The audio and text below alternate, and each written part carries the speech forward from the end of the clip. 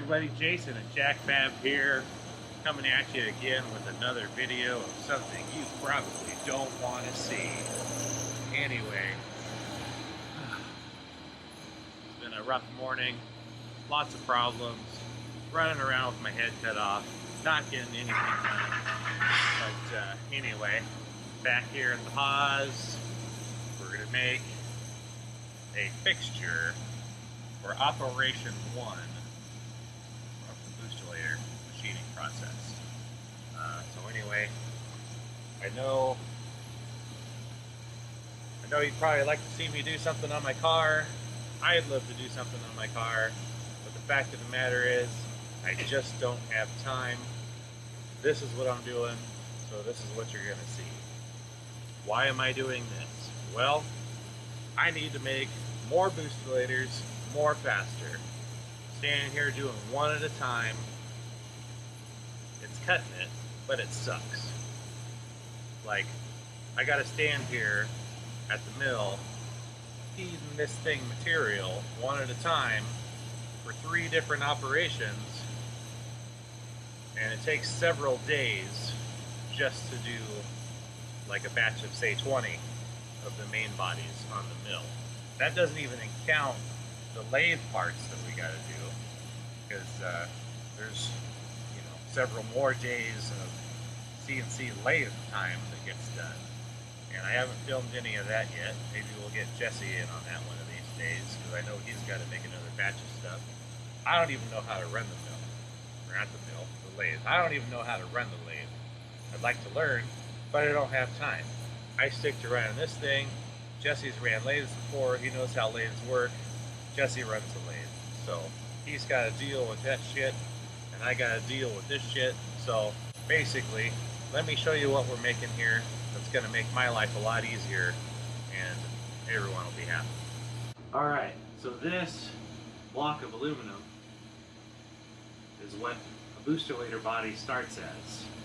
Normally, I do these one at a time in the vise. It's not fast enough. Now, basically, what I'm going to work on today is this big, giant, expensive block of 1.5" thick aluminum. It's about 16 inches long and 6 inches wide. This will be my Operation 1 fixture.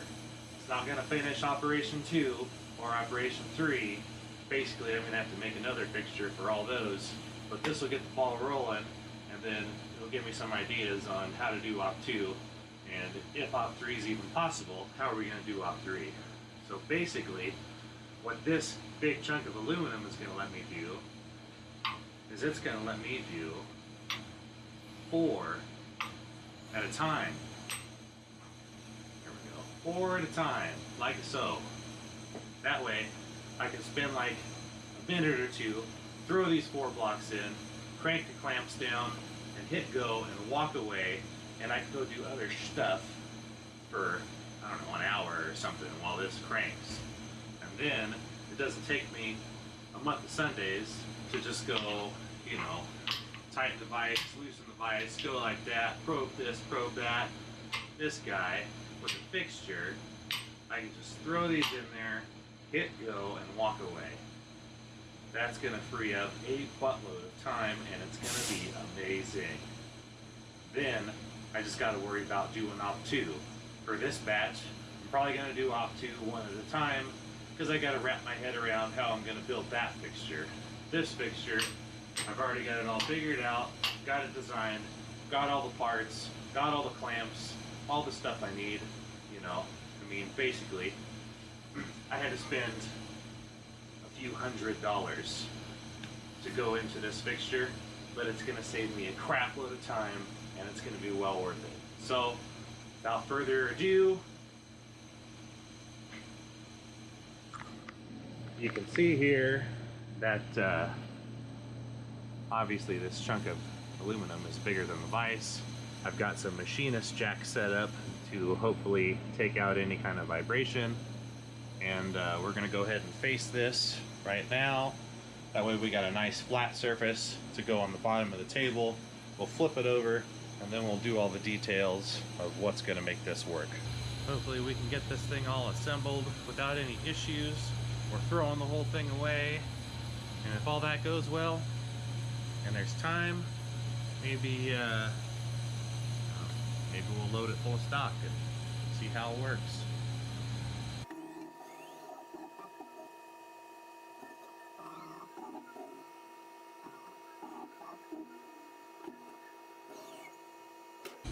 All right, we got her probed. Let's go ahead and get our face mill. Bang. All right. Now, let's see. So we're gonna go boost op 1 fixture, bottom face, select program. Now, this is just gonna face that real quick and it'll be done.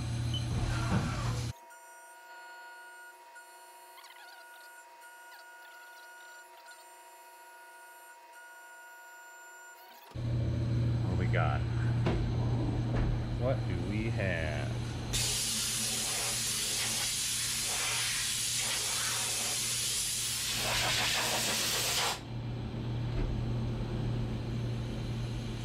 Yeah, feels nice.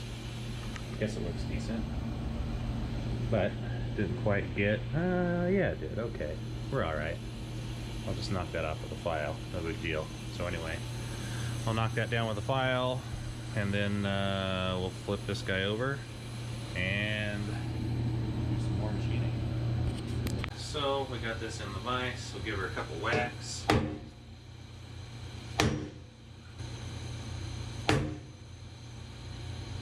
Alright, flat. Now, let's get our machinist's jack under there. Knock it down a little bit. Okay.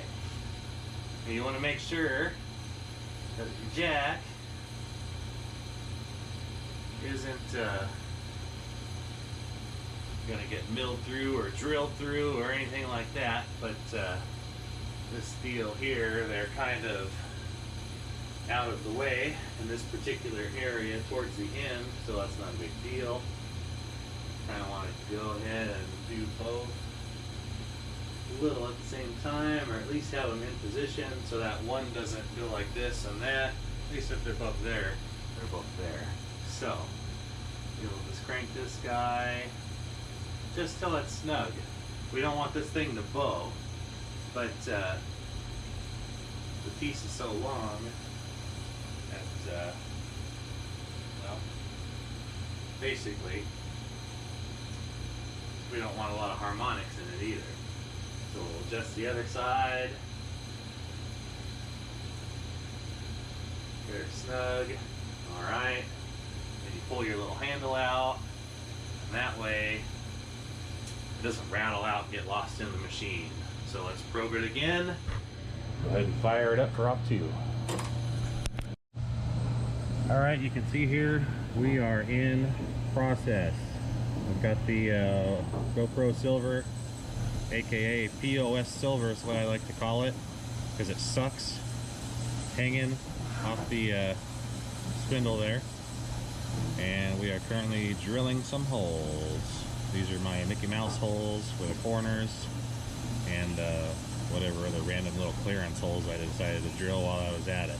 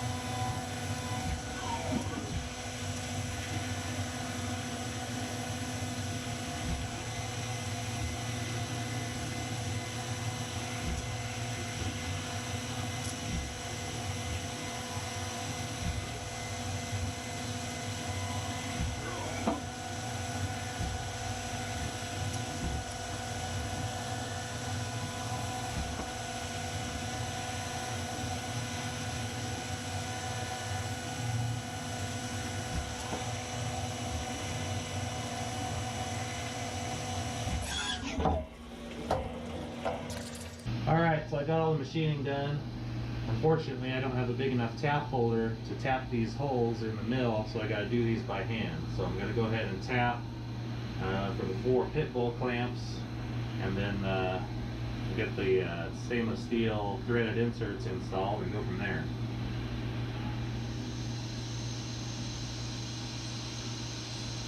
Oh, like butter. Nothing like a fresh tap.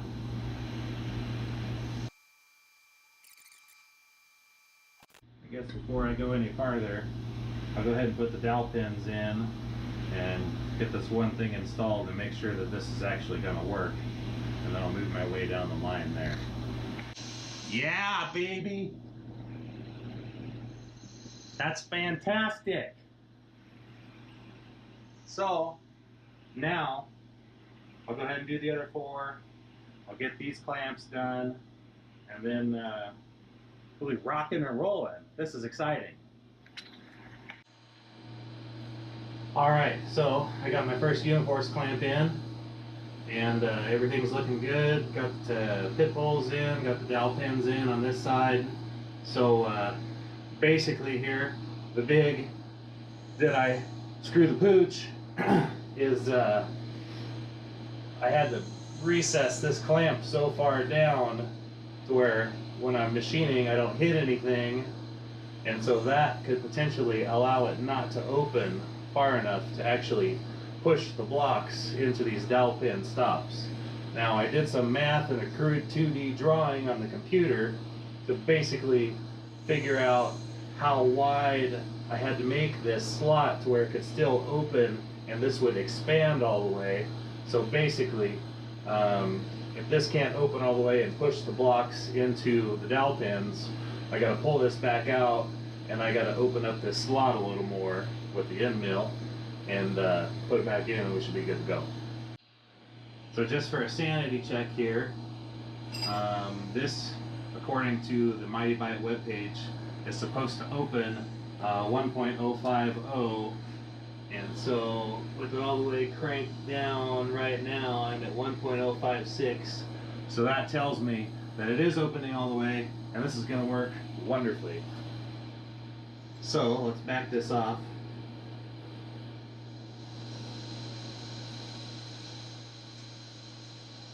Stick our blocks in.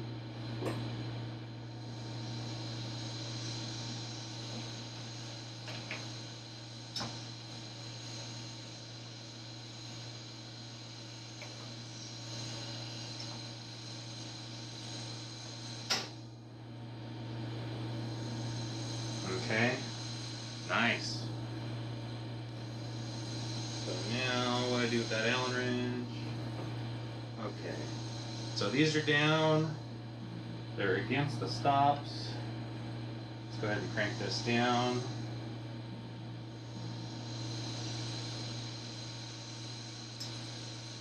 Yes. I think this is going to work very nicely.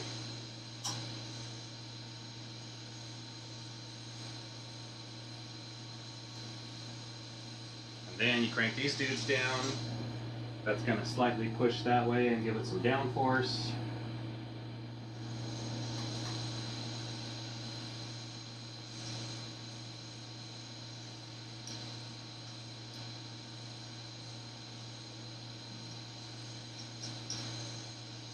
Yeah. These guys aren't going anywhere. That is wonderful. So, now I just got to finish up this side. We'll get it bolted to the table if there's time, and maybe we'll do a run of 4, because I don't think I'll have time for any more today. But anyway, let's make it happen. Look at this. Look at this. Yes.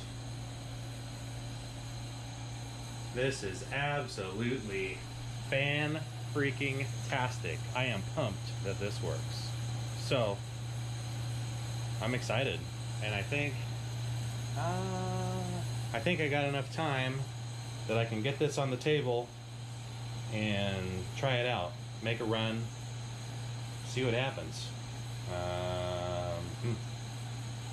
Yeah. So anyway, Let me make some last minute measurements just to make sure I don't destroy any tools, and all this is theoretically where it's supposed to be. And these Uniforce clamps, that's the main concern. These Uniforce clamps, they got to be low enough to where I can get in here and do everything I need to do and not smash into them. And basically everything has to be a 1/4 inch high or less off the top of the fixture. So I'm going to double check everything before I go destroy something. And then I got to go make a code in Fusion to run 4 of these on this fixture, get it mounted on the table, and then go for a rip. All right, ladies and gentlemen, it is on the table.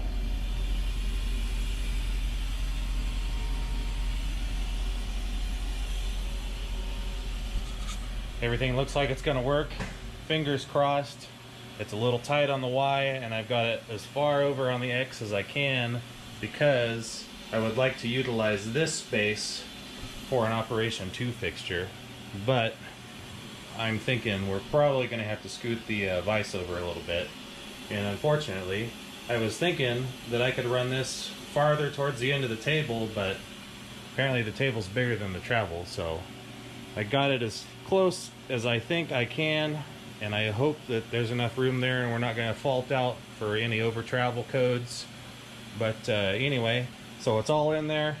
I'm going to go ahead and probe my G54, G55, G56, and G57. I've already posted the code in Fusion, so I don't really have time to do this, but I'm going to do it anyway. And fingers crossed, so let's watch and see what happens.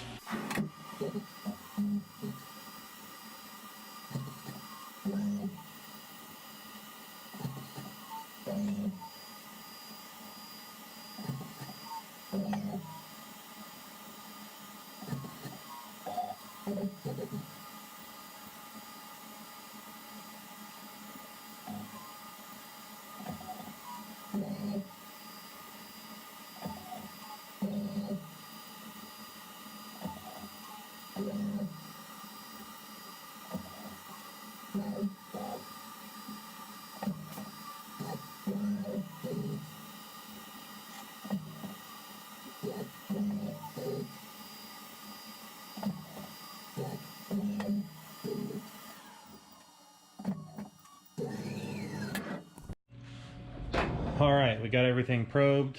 You probably saw the footage there of all the manual jogging around and probing.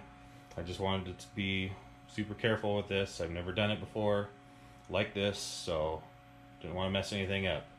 I did have one x-axis over travel error when I was trying to do the G57, which is this far one here, but I'm not sure why I got that error, because I was supposed to be going this way to check my X, not this way, which would have been an over travel. So I'm hoping it's just something set up in the probe routine for like an emergency where it has to get away and there wasn't enough room. So hopefully where this is set right now, I checked with my biggest tool and it looked like I have enough room in to where I'm not going to have any problems, but you don't know till you try. So when I put this thing on the table, I swept it with the dial indicator. I'm within 1,000th from here to here, so that's perfectly acceptable. I've got plenty of excess stock to remove, so fingers crossed this is going to work and I don't have to move this. Otherwise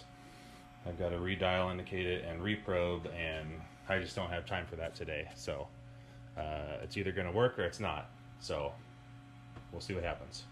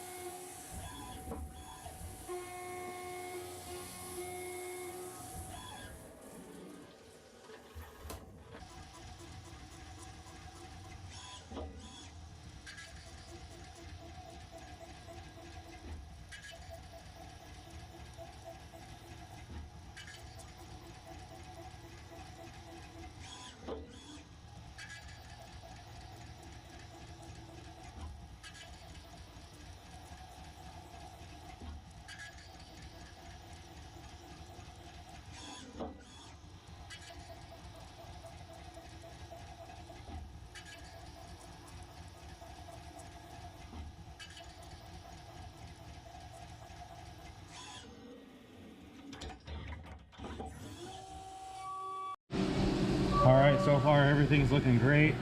Gone through a few tools already. I see one thing I need to change in the tool path, but regardless, yeah, sweet. The one thing I was concerned about looks like it's going to work. I didn't know if we were going to have enough Y travel to get to the back side of this far part on the far end, but it's working, so fantastic. Once I make the final change to the tool path, which is just changing one of the finish passes on the contour of the flange for the body, I can go through and manually edit this, because every time it's switching stations, basically it's going up and coming back down, going up and coming back down. So once I'm good and everything's good and I've got my final tool path, then I can hand edit that and take all this bullshit out, and it'll save us a little bit of time. But so far nothing's flown out, nothing's been ripped out, so that was a concern. I didn't know how this was going to hold, but everything's holding, so everything's looking fantastic.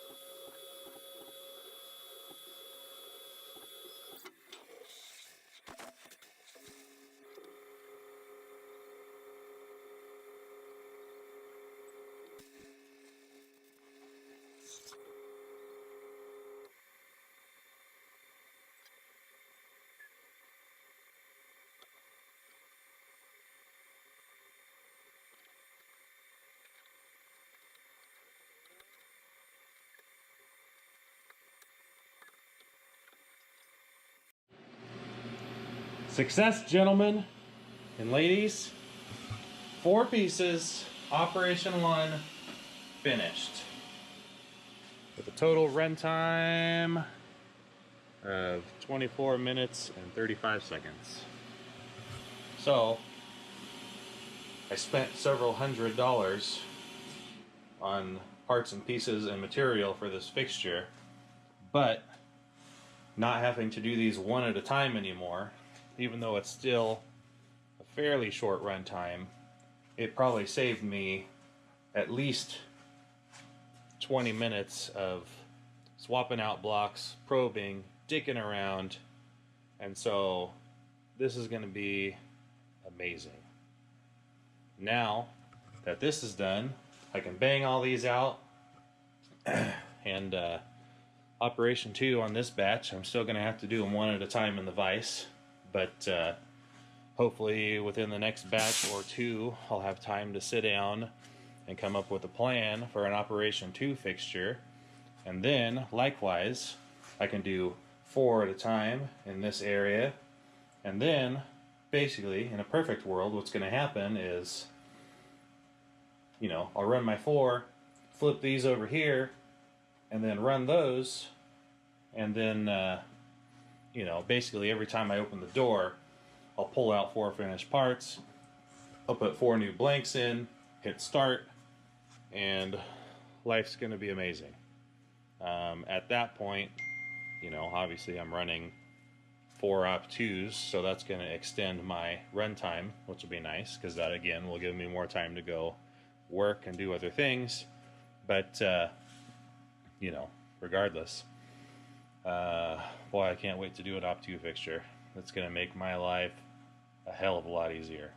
So anyway, sorry I didn't get to play with the car today, but you know, it is what it is. Work comes first, so this is what I was doing. I hope you guys enjoyed this. I am just tickled to death that this works, and I got it in the right spot the first time. Didn't run out of travel on the X or the Y, so it is fantastic. So anyway, this is Jason at JacFab. Thanks for watching. If you liked the video, make sure to give it a thumbs up. Subscribe to the channel if you like what I'm doing, and stick around. Thanks.